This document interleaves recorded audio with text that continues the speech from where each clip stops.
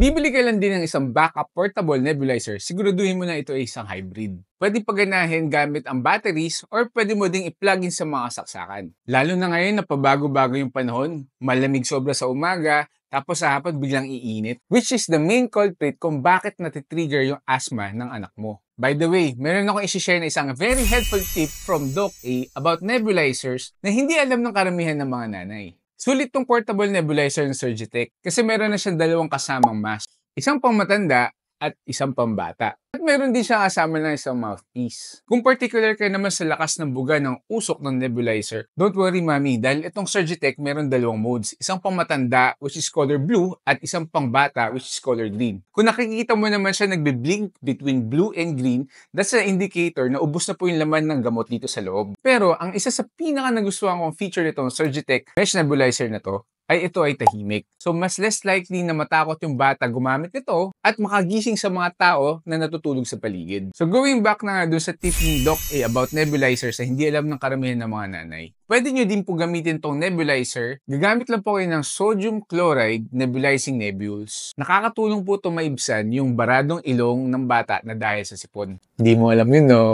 At mami, sulit na po itong presyo ng Surgitech for a backup nebulizer. Pwede nyo po ito bilhin at iwan po sa mga bahay kung saan nyo po madalas iniiwan yung mga anak niyo. Tulad po ng bahay ng biyenan nyo, ng magulang nyo, kapatid nyo, or kapitbahay nyo. That way, meron po kayong peace of mind na kahit saan po pumunta yung anak nyo or kahit po makalimutan yung main nebulizer nila, meron po silang magagamit kung sakaling atakihin po ng hika. Kaya kung naghahanap po kayo ng backup portable mesh nebulizer, try nyo po tong Surgitech. Nandito lang po siya sa yellow basket namin.